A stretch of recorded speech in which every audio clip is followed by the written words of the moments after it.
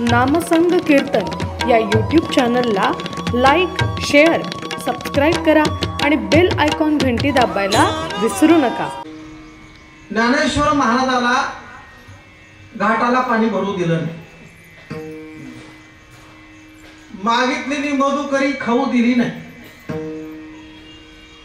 एकदा तर माऊलीनं ठरवलं हे जगात राहिलेलं नाही राहिलेलं बरं. माऊलीने ताटी लावली महाराज आणि ताटीदार बंद केलं. निवृत्तीनाथ जवळ गेले आणि म्हणले ज्ञाना कार उघड बाबा. ज्ञानेश्वर महाराज म्हणले दादा आपण या समाजाचं कल्याण करायला आलो ना, मग हा समाज आपल्याला त्रास का देतो? आपण यांचं भलं करण्यासाठी इथं आलो. अरे आज तर समाज आहे. पण ज्ञानेश्वर महाराज म्हणले नको, मला आता समाजात यायचं नाही, दार उघडायला तयार नाही. निवृत्तीनाथ महाराज थकले. सोपान काकाला सांगितलं सोपाना तू आवाज दे. सोपान काका जवळ गेले. दादा मी सोपान बाहेर येणं दादा. ज्ञानेश्वर महाराज दार उघडायला तयार नाही. नको नको सोपान आम्हाला बाहेर बोलू नको. अरे हा समाज आपल्याला बरं बघत नाही, बाहेर यायचं नको सांगू. दोघं भाऊ थकले महाराज आणि शेवट मुक्ताबाईला सांगितलं मुक्ते तुझा आवाज ऐकण्याच्या नक्की दार उघडेल. माझ्या मुक्ताबाई गेली. चिमुकली मुक्ताई तिच्या जवळ गेली आणि आवाज दिला दादा मी तुझी मुक्ती आहे रे. राखी पुन्हा आली ना जवळ. दादा असं करू नको दादा, मला राखी बांधायची तुला, मला सोडून जाऊ नको दादा. मुक्ताबाईने आवाज दिला योगी पावन मनाचा साहेब अपराध जना योगी पावन मनाचा.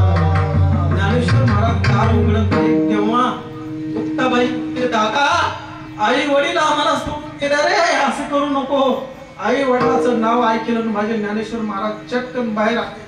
चारी पाहुणे एकमेकाला बिलगले. मला हे सांगायचंय समाजाने त्रास दिला तरी समाजाच्या कल्याणासाठी ज्ञानेश्वरी लिहितात, अमृत अनुभव लिहितात, चांगदेव 65 लिहितात, हरिपाठ लिहितात, सर्व समाजाचा उद्धार व्हावा म्हणून. हे संतांचे उपकार आहे. त्यांचं ऋण आहे आपल्यावर.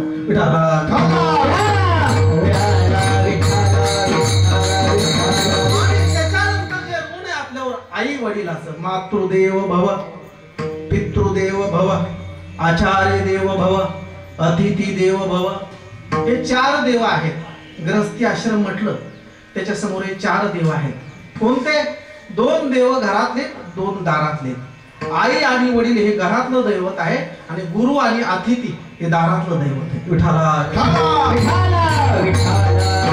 यांची सेवा केली की देवाची सेवा होते महाराज. जशी संतांची सेवा केली की देवाची सेवा होते, तशी गायीची सेवा केली की देवाची सेवा होते, आईची सेवा केली की देवाची सेवा होते. यांच्या सेवेमध्ये भगवंताची सेवा आहे. तुका म्हणे देवा,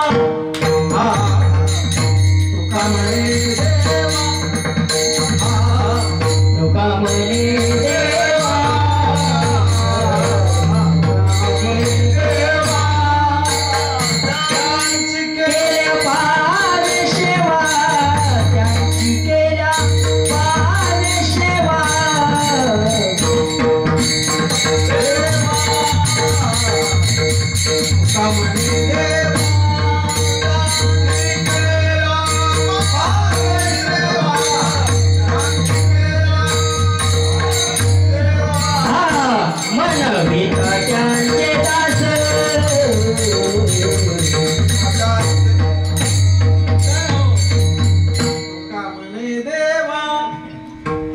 केल्या पावे सेवा.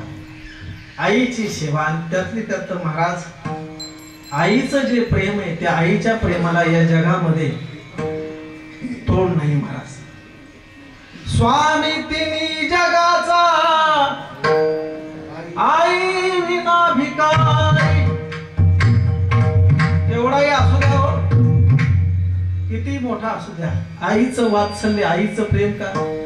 आपल्या देशाचे पंतप्रधान जेव्हा आईच्या भेटीला जातात आणि आईच्या जवळ बसल्याच्या नंतर ते आई असं रुमाल आणि तोंड पुसते. आई पाठीवर हात ठेवते. आई काय असते महाराज, आई आई सारखं तिचं वात्सल्य.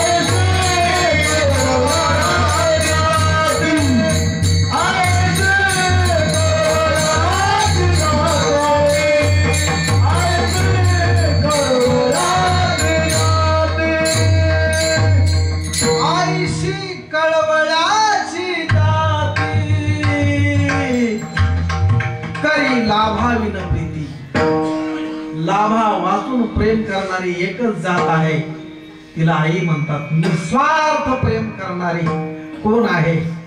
आई महाराज. तुम्हाला सांगतो, वृद्ध आश्रमामध्ये टाकलेली म्हातारी शेवट हातपाय फोडायला लागली, तिच्या तोंडात पाणी टाकायला कोणी नाही. पण त्या टायमाला सुद्धा देवाला म्हणते, देवा चुकलं असेल माझ्या लेकराकडनं, चुकलं असेल त्याच्याकडनं, पण तिकडं तो आनंदात राहत असेल, काय हरकत नाही, मला इथं राहायला. त्या म्हातारीच्या जवळ कोणी नाही. त्या आश्रमातले लोक जवळ गेले, विचारलं, आई ज्याने तुम्हाला वृद्ध आश्रमामध्ये आणून टाकलं तरी तुम्ही त्याला देवाने काही सजा देऊ नये, त्याचं भलंच व्हावं म्हणतात. तुम्हाला काय वाटतं त्याच्याबद्दल? त्या म्हातारीनं सांगितलं, मला इथं आणून टाकलं याच्याबद्दल वाईट वाटत नाही, कधी फोन केला नाही त्याच्याबद्दल वाईट वाटत नाही, फक्त एकच काळजी वाटते, मरायच्या अगोदर त्याला पाहिलं असतं बरं झालं. मरायच्या अगोदर त्याला मी डोळे भरून पाहावं वाटतं. माझी आई आहे, तिला आई म्हणतात. निस्वार्थ प्रेम करणारी जात कोण आहे? ती माता आहे. त्या आईच्या ऋणातून उत्तीर्ण होण्यासाठी आपल्याकडे काही नाही. आपण किती प्रयत्न केले, किती सेवा केली, तर तिच्या ऋणातून आपण उत्तीर्ण होऊ शकत नाही.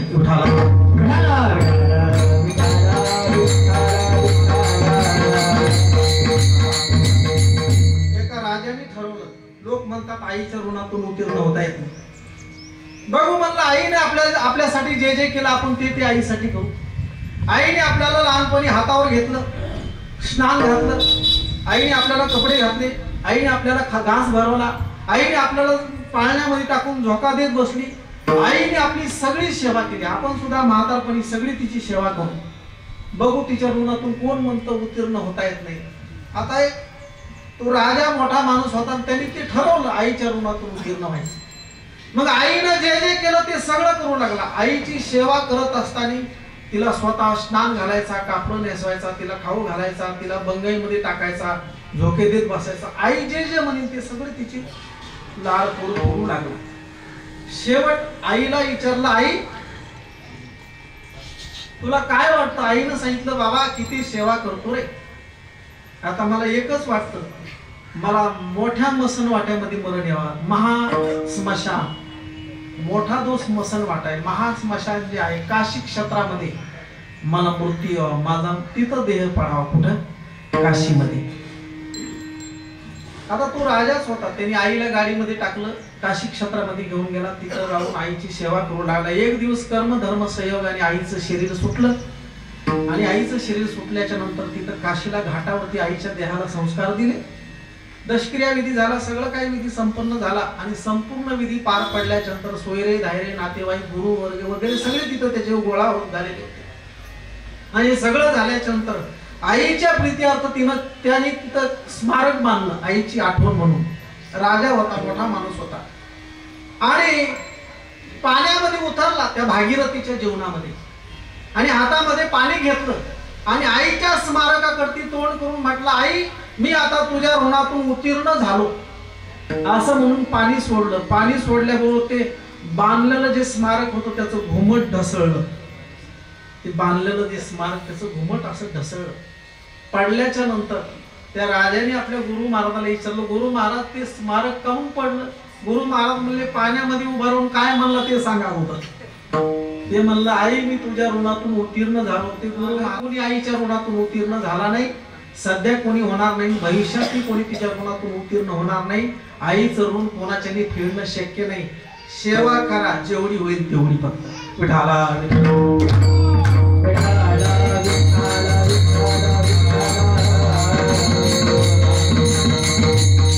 आईचे उपकार कसे? तर आईच्या बघा तुम्ही महाभारतातलं एक उदाहरण आहे. अभिमन्यू रक्ताच्या थारोळ्यामध्ये कोसळला आणि त्या अभिमन्यूला ज्या वेळेला त्या अभिमन्यूला रक्ताच्या थारोळ्यात कोसळलेलं पाहिल्याच्या नंतर सगळ्याचा दुःखाचा बाण फुटला तिथं. पण जे शोक अनावर झाला ते सगळ्यात जास्त सुभद्रा माता. एवढी धाय बकून ती आई रडू लागली. महाराज तिची समजूत घालवता भगवान गोपाल कृष्ण सुद्धा थक्क झाले. भगवान गोपाल कृष्ण जवळ आले आणि भगवान म्हणतात, सुभद्रे शोक करू नको, तू वीर पुत्राची आई आहेस. तू वीर ज्याने युद्धामध्ये शंकराला जिंकलं त्या अर्जुनाची पत्नी आहेस.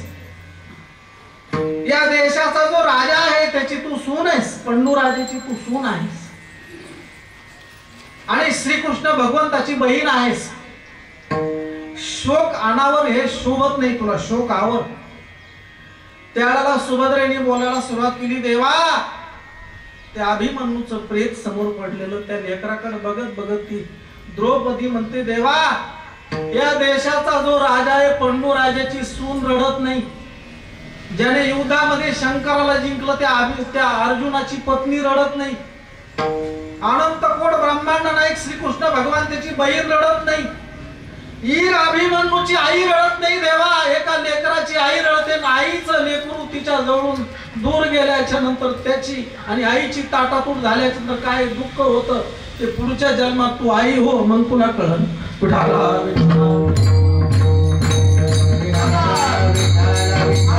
कशाला यात्रेमध्ये लेकरू हातातलं सुटू द्या. पंढरपूर सारख्या यात्रेमध्ये हातातून लेकरू निसटलं. जेव्हा त्या लेकराला हाताला धरून ती आई अशी निघाली आणि निघाल्याच्या नंतर त्या लेकरांनी चेंडू विकणाराचं दुकान बघितलं. चेंडू विकणाराचं त्या चेंडू विकणाराच्या दुकानापाशी आईला ओढू लागला, आई मला तो चेंडू घ्यायचा आहे. आई म्हणली, बाळा आपल्यापाशी पैसे नाही, चल. ते लेकरू त्या दुकानाकडती वळतं. आईने त्याच्या हाताला धरून वळलेला आहे.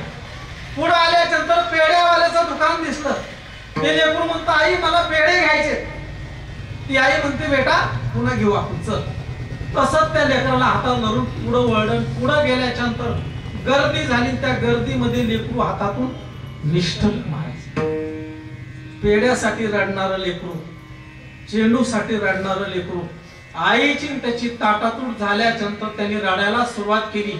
त्याला सगळे समजूत घालू लागले त्या लेकराला. त्या पेढ्यावाल्या दुकानदारांनी बघितलं, हे पेढे मागू लागले. ते दुकानदार त्याच्या जवळ गेला, बाळा तू पेढे मागू लागला ना, ये इकडं तुला. ते म्हणला, मला पेढे नको, मला माझी आई हवी आहे.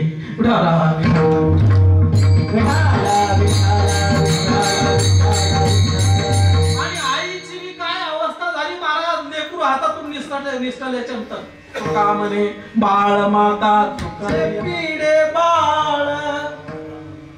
पण नंतर ते लेकरू सापडलं महाराज. आईला आनंद झाला आणि लेकरालाही आनंद. या आईवरती बोलावं तेवढं थोडं. एक उदाहरण सांगतो आणि राहिलेल्या वेळेमध्ये लगेच अभंग सांगतो.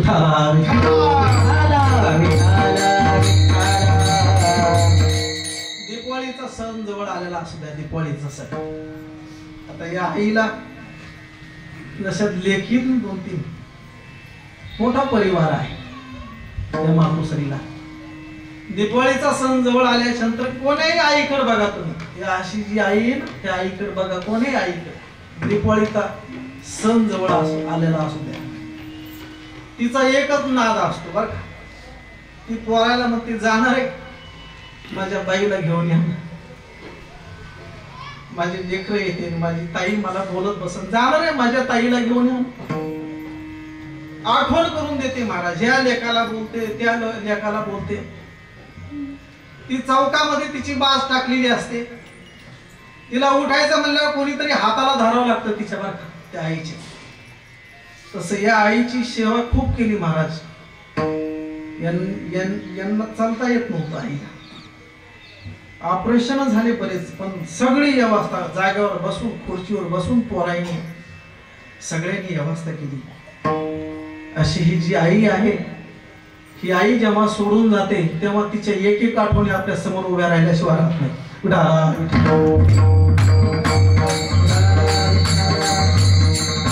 कोणती आई घ्या तुम्ही, दीपावलीचा सण जवळ आल्यावर असं तिला बाजावर उठायचं म्हणल्यावर तिला हाताला धरून उठवावं लागतं, पण ती नाद लावते सारखा, जाणार आहे माझ्या ताईला घेऊन या ना, माझ्या लेकीला घेऊन या. पोरं म्हणतात आणता येईल ना आई, त्याची तर काम आहे, आणू ना. नाद लावून म्हातारी गप बसते. आणि उद्या दिवाळी तर पहिलं पाणी म्हणून आदल्या दिवशी मुलगा जातो आणि मोटरसायकल होती आपल्या बहिणीला घेऊन येतो. 5 वाजता जेव्हा वाड्याच्या समोर गाडी उभी राहिली आणि ती लेक गाडीवरनं खाली उतरायला लागली, हे त्या म्हातारीच्या नातू पाहतो. म्हातारीचा नातू, त्याला इतका आनंद होतो, ते पळतच जातो वाड्यामध्ये. ते म्हणतं सारखं आजी नाद लावत होती, आत्याला घेऊन या आत्याला. त्याला वाटतं की केव्हा सांगू म्हातारी, ते वाड्यात पळत जातं, म्हणतं आजी आजी बघ तुझी लेक आली, बघ आत्या आली आमची बघ. ती म्हातारी अशी तटकन उठूनच उभी राहिली, तिला कशी ताकद आली कोण आठव, तिला असं धरून उठून उभा करावा लागत होता, पण अशी उठून लेक आली म्हणली की ताकद अवसानच आलं. आणि ती लेक अशी वाड्यात आल्याच्या नंतर तिच्या अंगावर असा उठका काय वळून फेकते, हातपाय तोंड धुतल्याच्या नंतर आपल्या बाजावर तिला बसवते आणि आपण तिच्या जवळ बसते, अंगावरनं हात फिरवते. ते लेकरं जवळ येतात, ते म्हणतात आत्या आम्हाला दिवाळीचं काही आणलं का नाही ग. ती म्हातारी म्हणते जा रे बाहेर.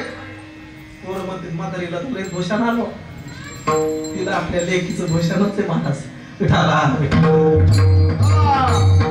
आता ही आई गेली ना महाराज, आता हा आनंद गेला.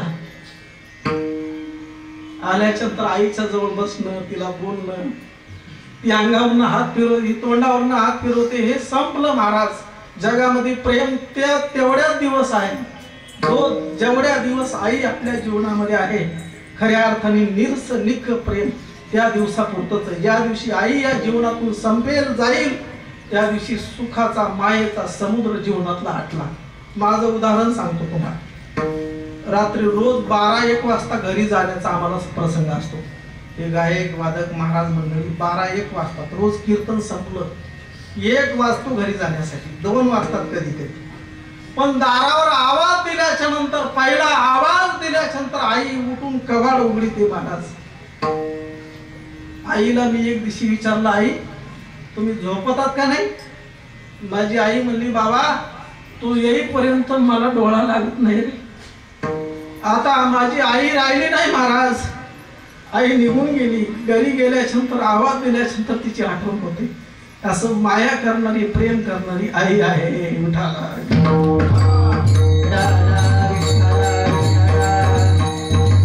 या आईची सेवा आहे, जेवढी कराल तेवढी थोडी आहे.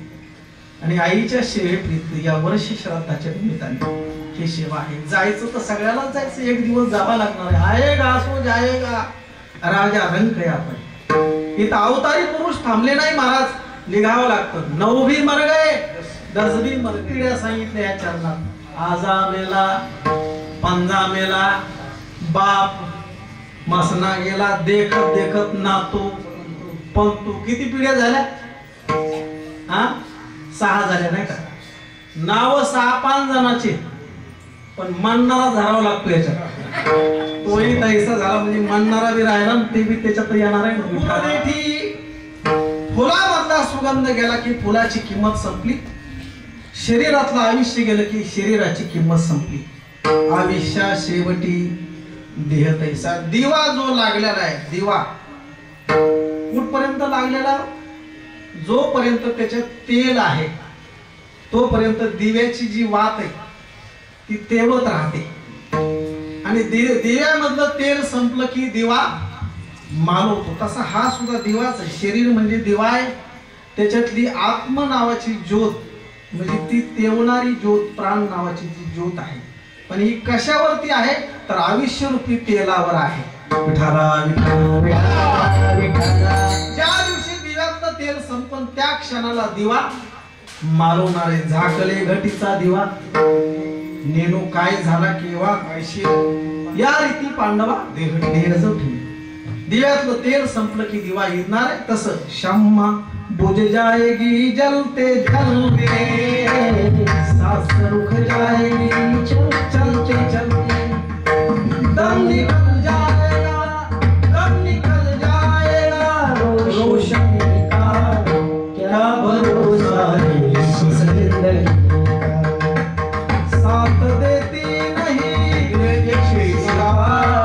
क्या भरोसा है जिंदगी का. कोण्या दिवशी यमयती धावून, कोण्या दिवशी प्राण जाती घेऊन, कोण्या दिवशी स्मशानी जाऊन, एकटे राहावे एकटे राहावे, देव ठेवील तैसा समयाशी. सावता महाराजाचा प्रसिद्ध अभंग आहे. मशानामध्ये एक दिवस लाकडाच्या वणक्यासारखं शरीर पेटवत महाराज. कोण आहे तिथं?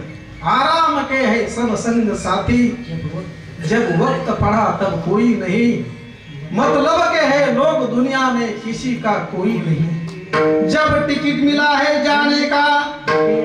सलीम भाई, जब कबर खोदल्या जाती ना, उस कबर में तिथं आपल्याला पोहोचण्यासाठी सगळे आलेले असतात आहे, पण थांबतात का तिथं? शिष्टी मध्ये खूप प्रसिद्ध, खूप मोठमोठ्या महाराज लोकांना साथ केली आहे. आपण छोटे जवळचे छोटे आज युट्यूब चॅनल चालू आणि योग झाला सगळा.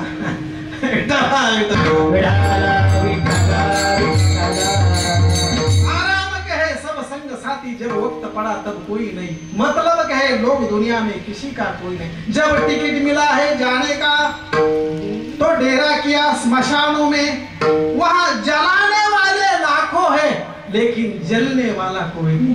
मी जळत असे स्मशानी अग्नी सवे एकला. मित्राले गोत्राले ते स्मशानी परतले, शेखी टाकून या गेले, मला एकट्याला सोडून गेले. कोण आहे या जीवाचं? कोणी नाही. या जीवाचा फक्त एकच आहे, अंतकाळीचा सोयरा.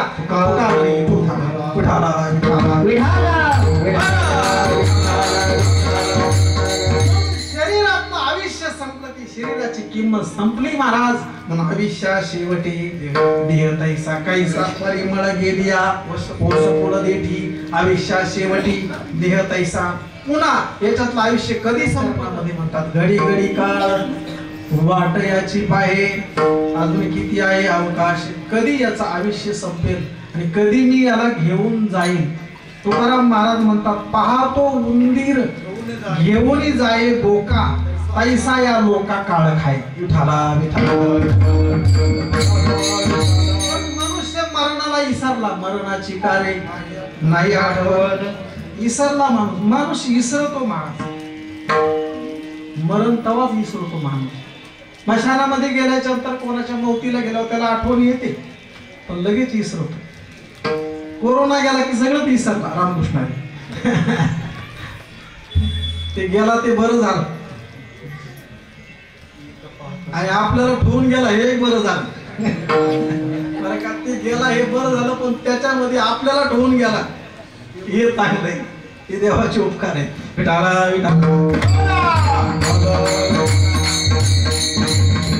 मग साधू संत आठवण करून देतात की बाबा एक दिवस तुला जायचंय, हे तुझं शाश्वत ठिकाण नाही, एक दिवस हे सोडायचं, इथं थांबता येणार नाही. इथं मोठे मोठे लोक आले पण निघून गेले, मोठे मोठे राजे झाले आणि ते निघून गेले, जावं लागते. त्याला नियम आहे. याला मृत्यूलोक म्हणतात. येथे माणसं मारतात असं म्हणायचं कामच नाही, याला बोर्डच लागलेला आहे. कोणता?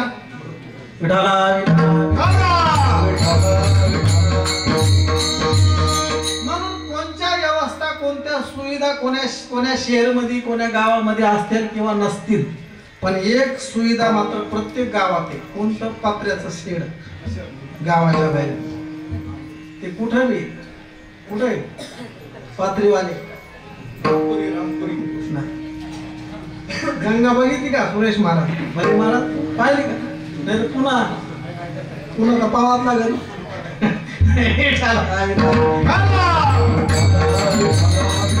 कारण मृत्यू हा आठवडा आहे आणि त्याची व्यवस्था शेवटला बघा स्मशानभूमीमध्ये. बरं का, त्या स्मशानभूमीला जाण्यासाठी रोड करणं, तिथं गेल्यानंतर बसण्यासाठी अशी बाकडे केलेले असतात. कुठं?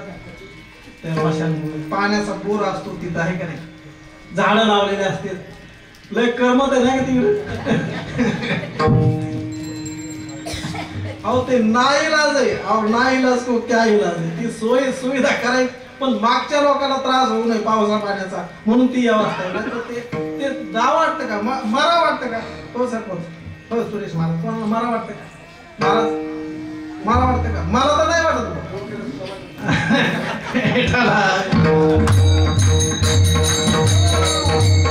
काळ टपलेला आहे, घडी घडी काळ वादळाची पाय अजून किती आहे अवकाश. म्हणून संत महात्मे बोध करतात मनाला, हाची अनुताप घेऊनी सावध काहीतरी बोध करी म्हणा.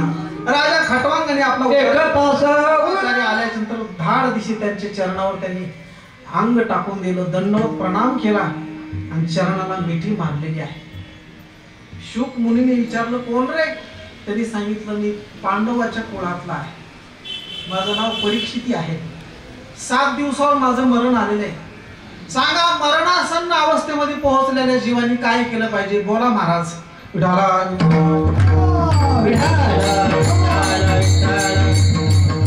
शुक मुनीने त्याला भागवत ग्रंथाचा उपदेश केला आणि भागवत ग्रंथ ऐकून राजा परीक्षितीचा उद्धार झाला. किती दिवसामध्ये? हो 7 दिवसामध्ये. राजा परीक्षिती 7 दिवसामध्ये उद्धरून जातो, तर खटवांग राजा 1 तासामध्ये उद्धारून जातो.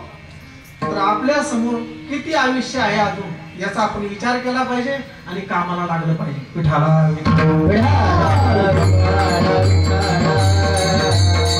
म्हणून या लोकांना हरीची भेट झाली, हरी यांना सापडला आणि ते पोहोचले. म्हणून हरी स्मरण करा, हरी भेटून सापडला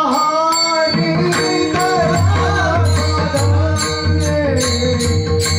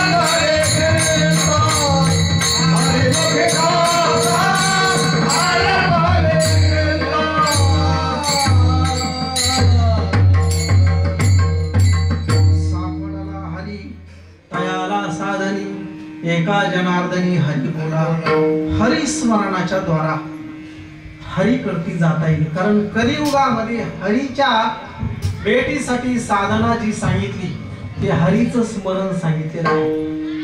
हरी हरी तुम्ही म्हणारे सकळ तेने मायाजाळ. किंवा नाथ महाराजाचा हरिपाठ घ्या किंवा ज्ञानेश्वर महाराजाचा हरिपाठ घ्या. या हरिपाठाचं म्हणणं काय आहे? हरीचं स्मरण करा, हरीच्या नावाचा पाठ करा. हरिपाठ केल्यानंतर होईल काय? हरिपाठ कीर्ती मुखे जरी गाय पवित्रची होय देह त्याचा. तपाचे सामर्थ्य तपिनला उपचरण योग करतो. मात्र पित्र भात्रा सगोत्र अपार चतुर्भुज नर रस्ता मोकळा करून देणारी ही साधना आहे. गेलेल्या व्यक्तीच्या निमित्ताने, गेलेल्या जीवाच्या निमित्ताने नामस्मरण का करायचं? हरिभजन का करायचं? अन्नदान का करायचं? तिथी पित्र का घालायचे? श्राद्ध का करायचं? मासिक श्राद्ध का करायचं? हे कशासाठी? तर गेलेल्या जीवाच्या सोड मोकळीकीसाठी. पाठीमागच्या राहिलेल्या लोकांवरती ओझा आहे, त्यांच्यावरती काय आहे? ऋण आहे. आणि त्या ऋणातून उतराई होण्यासाठी हे असे कार्यक्रम गेलेल्या जीवाच्या निमित्ताने करावा लागतात. हे नाही केलं तर काय होतं? रामकृष्ण आहे. आता ते सांगायला टाइम नाही आपल्याला. आता हे सगळं या मंडळीला माहित आहे. ज्यांच्याकडे कार्यक्रम आहे हे त्यांना माहितच आहे. आपल्याला सांगणार आहेत, आपण त्यांचं ऐकणारे आहोत, ते आपल्याला सांगणारे आहेत. गुरुजन मंडळी आहेत, गुरुवर्य मंडळी आहेत. पण एक आपलं कोड कौतुक म्हणून आपली सेवा ठेवली त्यांनी. हे हदगावकर भजनी मंडळ, वरखेडकर भजनी मंडळ, महाराज हदगावचे. आणि हा संच कशामुळं? तर हे गावातले लोक सगळे, हे सगळे लोक गावातले म्हणण्यापेक्षा आमची आई आहे रामकृष्ण आहे. गावातले म्हणण्यापेक्षा ही आई आमची आई आहे. आणि आमच्या आईच्या निमित्ताने हे आम्ही भजन पूजन करायला इथं आलो. त्याच्या पलीकडे काही नाही. उठाला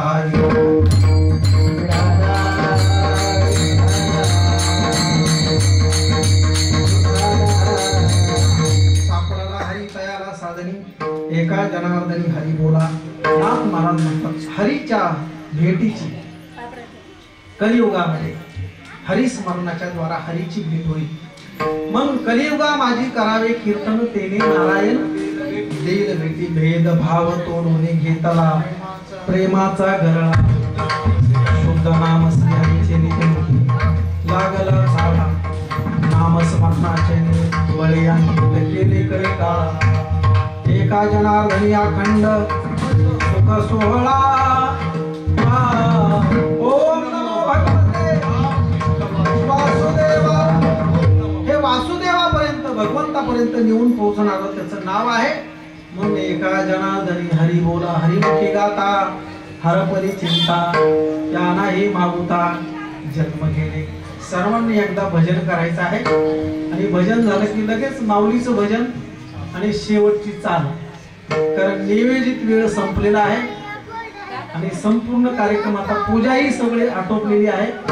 तो संपूर्ण कार्यक्रम आता आटोपलेला असल्यामुळं आता पुढं जास्त वाहपू न करता श्री गणरायाच्या दरबारामध्ये, गणेश देवाच्या, गणपती बाप्पाच्या दरबारातली सेवा, आईच्या निमित्ताने झालेली सेवा या ठिकाणी आता थांबायचं आहे. किंबहुना तुमचे गेले धर्म कीर्तन सिद्धी गेले ते माझे जी उरले पायिकपण. एकदा सर्वांनी भजन करायचं. ले ले हरी का नाम विठ्ठल पांडुरंगा. तू ले ले हरी का नाम तू ले ले हरी का नाम विठ्ठल पांडुरंगा.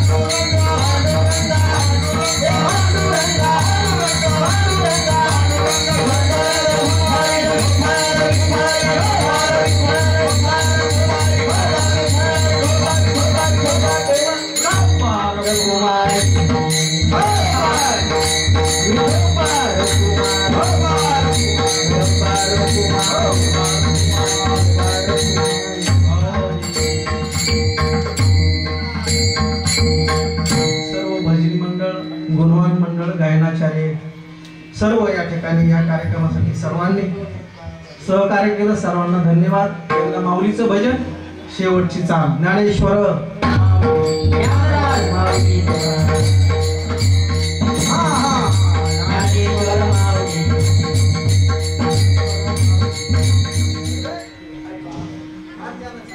लेकुराचे हित वाहे माऊलीचे चित्त, ऐसी कळवळ्याची याती करी लाभाविण प्रीती. जगद्गुरु श्री तुकाराम महाराजांचं हे आईविषयी काढलेले उद्गार आहेत. आता ज्यांच्या मुखारविंदातनं मातृमहामायेचा आपण हरिस्मरणातून ज्यांनी आईचं चिंतन आपल्यासमोर प्रगट केलं, त्याचाच थोडासा परिपाक त्यांचा ऋणनिर्देश परिवाराच्या वतीनं व्हावं म्हणून मी या ठिकाणी उभा आहे. तुकाराम महाराज म्हणतात की जी कुठलीही सापेक्ष भावना कधीही मुलाकडून व्यक्त करत नाही, किंबहुना हा माझा मुलगा आहे आणि याच्याकडून मला हे मिळावं ते मिळावं, हे कधीही मनाला स्पर्श न करणारी गोष्ट जर कुठली असेल या जगाच्या पाठीवर, तर ते म्हणजे माता. आज ज्यांच्या पुण्यस्मरणानिमित्ताने हा कार्यक्रम आपण सर्वजण उपस्थित आहोत, अशी माझी आजी म्हणजे माझ्या आईची आई सौभाग्यवती गंगाबाई. म्हणजे एखाद्याचं नशीबच पहा किती चांगलंय. ज्या गोदामाईच्या पवित्र कुशीत तिचा जन्म झाला रामपुरीला, जिनं नावही गंगाच धारण केलं आणि तिचं अंतिम गंतव्य सुद्धा गंगेच्या पवित्र पंचक्रोशीतच झालं. हा माझ्या आजीच्या जीवनात आलेला खरोखर सुवर्ण अक्षराने लिहावा असा हा योग आहे खरा म्हणजे. गेल्या वर्षी या महिन्यातच आषाढी एकादशीच्या पालख्या गेल्या वेळेस नव्हती कोरोनाच्या महामारीमुळे, पण काल्याच्या दिवशीच माझ्या आजीची तब्येत बिघडली. म्हणजे तिनं तिच्या जीवनाशी नक्कीच ठरवलं होतं की परमात्मा पंढरीनाथाचा काला आज आहे. तिच्या जीवनाची अंतिम गंतव्य निश्चित झालेलं होतं. आप आपणामध्ये मिळो एक खेळो एकाशी. भगवंताच्या एकीकरणात भगवंताशी खेळण्यासाठी माझी आजी काल्यापासूनच अधीर झाली होती. एका हिंदी कवीच्या भाषेत जर बोलायचं झालं तो उस वक्त जल्दी आना नहीं श्याम भूल जाना, राधे को साथ लाना जब प्राण तन से निकले. एक भक्त की है अर्जी खुद गर्ज की है गर्जी, आगे तुम्हारी मर्जी जब प्राण तन से निकले. पौर्णिमेच्या गुरुपौर्णिमेच्या दुसऱ्या दिवशीपासूनच आजीची तब्येत अतिशय सिरियस झाली होती आणि मला माझ्या मनाची तरी भावना तीच आहे की आजीनं निश्चितच परमात्मा पंढरीनाथाकडे गोदामाईकडे एक अर्ज दिला होता की देवा पंढरीनाथा, हा अर्ज मी तुझ्याकडे दिलाय, याच्यावर सही कर देवा, असं माझं म्हणणं नाही. खुद गरज की हे गरजी. देवा मला वाटतं की अर्जावर तू सही करावं, पण देवा मी तुला म्हणू शकत नाही. आगे तुम्हारी मर्जी जब प्राण तन से, जेव्हा तुला जेव्हा न्यायचं तेव्हा ने. आणि भगवान परमात्मा पंढरीनाथाने मात्र आषाढ मध्य अष्टमीला माझ्या आजीला एक रूपतेला पावलं. आज माझ्या आजीचं पुण्य स्मरण. खरोखरच माणूस एकदा आपल्यातून गेला तो आपल्या दृष्टीला निश्चित दिसत नाही, परंतु तुका म्हणे एका मरण्याची सरे उत्तम चिवरे कीर्ती मागे, अशी माझी आजी होती. तिच्या जीवनात कधीच काही तिनं परिवाराकडून अपेक्षा केल्या नाही, कधी कुणाला बोलली नाही, कुणाचं मन दुखेल असं. एकत्र कुटुंब पद्धतीत, माझ्या मामाचे कुटुंब एकत्र कुटुंब पद्धतीत सगळं मी लहानपणीपासून पाहतो की मोठ्या आजीनं स्वयंपाक करावा, हरिपाठ असो, 11वा अध्याय असो, आणि लहान्या आजी आमच्या वरचं आवरायच्या. कधी कधी कुणाशी भांडण नाही, कधी आबोला कुणाशी नाही. अतिशय भगवंताचे म्हणजे सानंदम सदनम सुताश्च सुदया कांता मृदू भाषिणी. उत्तम गृहस्थाश्रम कसा असावा तर हे माझ्या आजीनं आम्हाला दाखवलं. शिवपूजन हे यांच्या कुटुंबाचं एक आराध्य दैवतच. महारुद्राची हदगाव नखाते इथला जाज्वल्य महारुद्राची सेवा ही या कुटुंबाची म्हणजे कर्तव्याचा भागच त्यांचा. परंतु मला चांगलं आठवतंय की मी वयाच्या 35 वर्षापर्यंत माझ्या आजीला पाहिलं की बाप्पा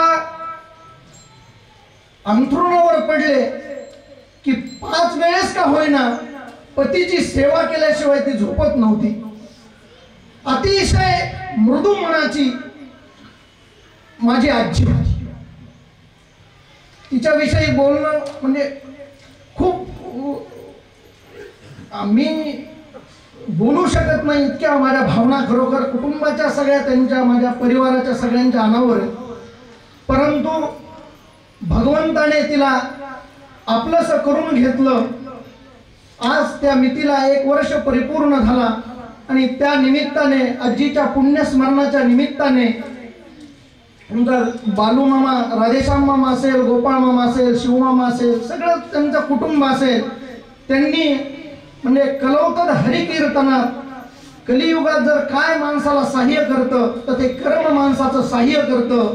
आणि ते कर्म कुठलं असेल तर ज्यांच्या मुखारविंदातनं आजचा आपण हरिमुखी गाता हरपली चिंता तया नाही मागुता जन्म घेणे. नाथ महाराज सांगतात की हरीचं स्मरण जर एकदा माणसाला केलं तर आप आपणामध्ये मिळो एक खेळो एकाशी परत पुनर्जन्म न विद्यते. भगवंता सोबत काला खेळणं जे बालगोपाळाला जमलं ते जर कलियुगात जर कशाने साध्य होत असेल तर हरिमुखी गाता हरपली चिंता. माणसाला जर भगवंत स्वरूपाला प्राप्त व्हायचं असेल तर हरिस्मरण करावं. आणि त्या निमित्ताने ज्यांच्या मुखारविंदातनं आज आपण उत्तम चिंतन या हरिस्मरणाचं ऐकलं आणि त्यांनी माता आणि संत माता या दोन्हीतला फरकही सांगितला. माणूस जिवंत असेपर्यंत जगला कसा हे महत्वाचं नाहीये, पण त्याची कीर्ती कशी आहे हे मात्र तुकाराम महाराज निश्चित सांगतात की उत्तमाची उरे कीर्ती मागे. असं जर व्हायचं असेल तर मात्र माणसाने कलियुगात नामस्मरणाशिवाय तरुणोपाय नाही असं ज्यांनी आपल्या चिंतनातून प्रगट केलं. आणि हरीचं एक रूप जर झालं तर माणसाला पुन्हा जन्म मिळणार नाही हे नाथबाबांचं विवेचन ज्यांनी आपल्या 19व्या अभंगातनं निरूपण केलं. असे श्री अशोक महाराज पुरी हदगावचे. लहानपणीपासून त्यांना आम्ही ऐकत आलो, बघत आलो, पाहत आलो. अतिशय मृदू मनाचे महाराज. आज त्यांनी आत्ताही त्यांच्या भावना प्रगट केल्या की माझ्याच आईचा हा सोहळा आहे. उदार अंतःकरणाने त्यांनी इथे सांगितलं. जोशी परिवाराच्या वतीने महाराज निश्चित जोशी परिवार आपला ऋण व्यक्त करीत राहील. त्याचप्रमाणे या ठिकाणी वरखेडमधील गुणीजन मंडळी, हदगावमधील गुणीजन मंडळी, तबला वादक, अतिशय उत्तम रसाळ गोड गाणारे म्हणजे माधुर्यमक्षरो व्यक्ती पदच्छेद असतो सुस्वरहा धैर्यंलय समर्थंच षडेते पाठकाधमहा असे असणारे दिगंबर महाराज, आसाराम महाराज, सगळे गुणीजन मंडळी की सुरेश महाराज, सगळे गुणीजन मंडळी या परिवारावर प्रेम करणारे आपण सर्वजण या माझ्या आजीच्या पुण्यस्मरणाला, आजीच्या मोक्षापर्यंतच्या पायरीपर्यंत नेणारा मार्ग म्हणजे हरी स्मरण हे माझ्या आजीसाठी तुम्ही इथं गायलं. परिवाराच्या वतीने तुमचं सगळ्यांचं हृदयपूर्वक मनःपूर्वक आभार मानतो. आभार दुसऱ्याच्या कार्यक्रमाला मानावेत. महाराजांनी सांगितलं हा माझा कार्यक्रम आहे, तर आभार आपले नाही परंतु आपल्या माणसाची स्तुती आपण करावी हा खरा नियम आहे. आपला माणूस मोठा व्हावा या न्यायानं का होईना आपण सगळे सर्वजण आलात. गावातील आमच्या मामा मंडळावर प्रेम करणारे सर्वजण आपण इथे आलात आणि माझ्या आजीच्या पुण्यस्मरणाला या ठिकाणी आपण उपस्थिती लावली. सगळ्या जोशी परिवाराच्या वतीने आपल्या सगळ्यांचे हृदयपूर्वक आभार मानतो. यानंतर लगेचच आरती होईल आणि आरतीनंतर महाप्रसादाची इथेच लगेच व्यवस्था आहे. सगळ्यांनी हा महाप्रसाद घेऊनच घरी जावं अशी जोशी परिवाराची